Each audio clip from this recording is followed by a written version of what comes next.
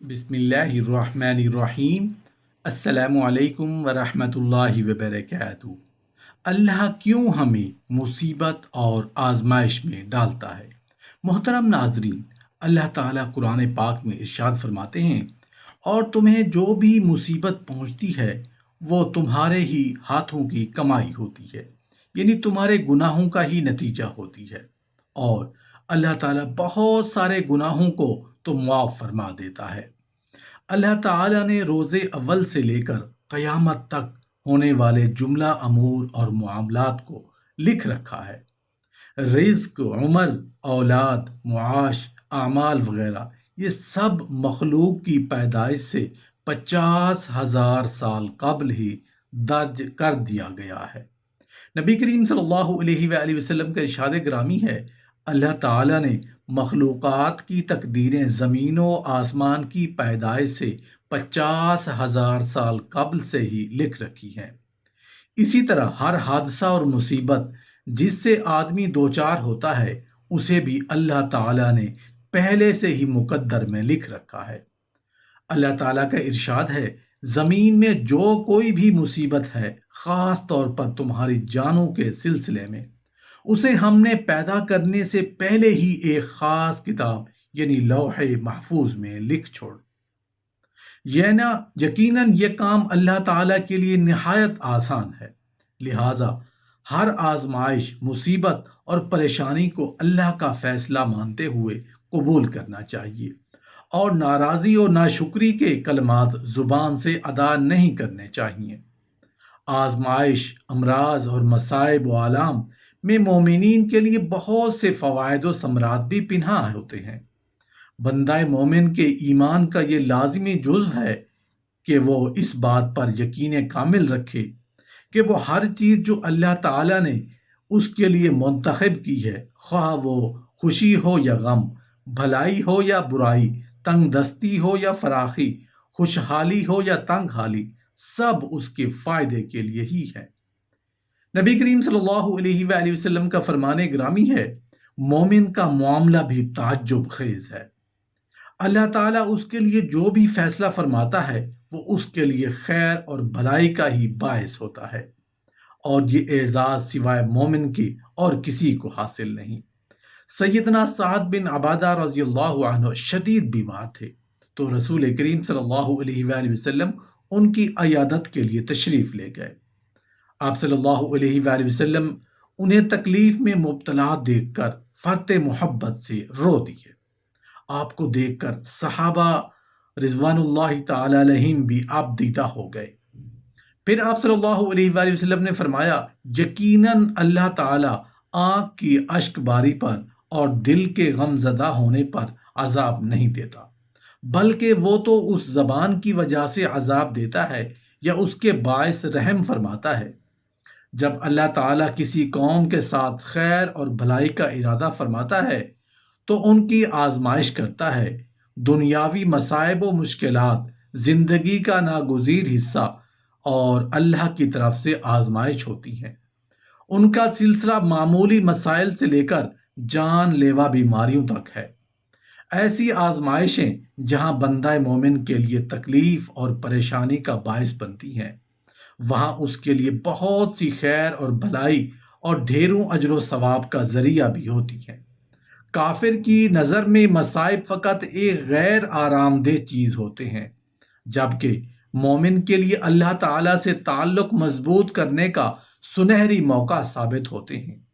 اگر مومن ایسے حوادث کا مقابلہ صبر و برداشت کے ساتھ کرے تو اللہ تعالیٰ جس قدر بے انتہا مہربان ہے، اسی قدر بے حساب اجر سے نوازتا ہے، اس پر اپنی رحمتیں نچھاور فرما دیتا ہے، جیسا کہ فرمایا، اور ہم کسی نہ کسی طرح تمہاری آزمائش ضرور کریں گے۔ دشمن کے ڈر سے، بھوک سے، مال و جان اور پھلوں کی کمی سے، اور صبر کرنے والوں کو بشارت دے دیجیے، جنہیں جب کوئی مصیبت آتی ہے تو کہہ دیا کرتے ہیں، ہم تو خود اللہ تعالیٰ کی ملکیت ہیں اور ہم اس کی طرف لوٹنے والے ہیں۔ ان پر ان کے رب کی نوازشیں اور رحمتیں ہیں، اور یہی لوگ ہدایت یافتہ ہیں۔ اس کے برعکس کافروں کے لیے واقعی گھاٹا ہے۔ کیونکہ مصائب و مشکلات میں ان کا صبر کرنا نہ تو ان کے لیے دنیا میں ہی کسی نوازش کا باعث بنتا ہے اور نہ ہی آخرت میں کسی بھلائی کا ذریعہ ثابت ہو سکے گا، کیونکہ ان کا صبر مومن کی طرح رضائے الہی کی حصول کی خاطر نہیں ہوتا، جیسا کہ ارشاد باری تعالیٰ ہے، ان لوگوں کا پیچھا کرنے سے ہارے دل ہو کر بیٹھ نہ رہو، اگر تمہیں بے آرامی تکلیف ہوتی ہے تو انہیں بھی تمہاری طرح بے آرامی ہوتی ہے، اور تم اللہ تعالیٰ سے وہ امیدیں رکھتے ہو جو امیدیں انہیں نہیں ہیں، اور اللہ تعالیٰ دانا اور حکیم ہے۔ لہذا مصائب و مشکلات آن پڑنے پر بے صبری اور عدم برداشت کا مظاہرہ کرنے کی بجائے صبر و شاکر ہونے کا ثبوت دینا چاہیے، کیونکہ صبر و برداشت کا مناسب طرز عمل اور صحیح رویہ ہر قسم کی مصیبت کو اللہ تعالیٰ کی خوشنودی حاصل کر ذریعہ بنا دیتا ہے۔ مسلمانوں کو چاہیے کہ اللہ تعالیٰ کے ہر فیصلے پر سر تسلیم خم کر دیں اور اسے بخوشی قبول کریں، کیونکہ اس بات کا علم فقط اللہ تعالیٰ ہی کو ہے کہ کس کام میں اس کا فائدہ اور بھلائی ہے، لہٰذا کسی کام میں بظاہر تکلیف یا نقصان دیکھ کر اللہ کے فیصلے پر عدم رضامندی کا ارتکاب نہیں کرنا چاہیے۔ عین ممکن ہے کہ اس کے لیے اسی میں فوائد اور بھلائی پنہاں ہو۔ اللہ تعالیٰ فرماتا ہے، مومن ہے کہ تم کسی چیز کو ناپسند کرو اور در حقیقت وہ تمہارے لیے بہتر ہو، اور یہ بھی ممکن ہے کہ تم کسی چیز کو پسند کرو حالانکہ وہ تمہارے لیے بری ہو۔ حقیقی علم اللہ تعالیٰ ہی کو ہے، تم محض بے خبر ہو۔ اللہ تعالیٰ نے ہر انسان کے حق میں اتنی ہی مصیبتیں اور مشکلات لکھی ہیں جتنی اس کی استطاعت اور ایمانی قوت ہے۔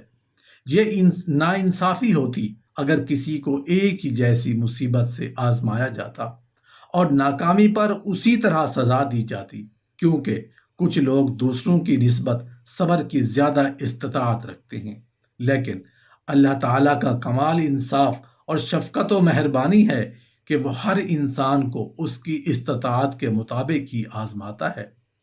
جیسا کہ فرمان باری تعالیٰ ہے، اللہ تعالیٰ کسی جان کو اس کی طاقت سے زیادہ تکلیف نہیں دیتا۔ جو اس نے نیکی کی ہوگی اس کا اسے اجر ملے گا، اور جو اس نے برائی کی ہوگی اس کا وبال بھی اسی پر ہوگا۔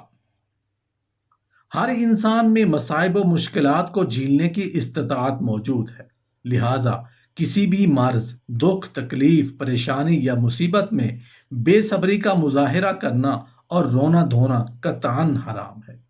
البتہ فطری محبت کی بنا پر جو غم کا اظہار ہوتا ہے وہ ممنوع نہیں ہے، اور نہ ہی اللہ تعالیٰ ایسے امور پر مواخذہ فرماتا ہے جو انسان کے اختیار اور بس میں نہ ہوں۔ مثال کے طور پر کسی کو اپنے آنسو اور دل کے جذبات پر قابو نہ ہو، یا کسی چیز کے کھو جانے پر یا اپنے عزیز کی وفات پر انسان بہت زیادہ غمگین ہو جائے اور اس کی آنکھ اشک بار ہو جائے تو یہ مذموم نہیں ہے۔ مذموم فقط یہ ہے کہ انسان آہ و بکا اور نوحہ بین کرنے لگے اور زبان سے ایسے کلمات ادا کرنے لگے جو اللہ تعالیٰ کی ناراضگی کا باعث بنے ہوں۔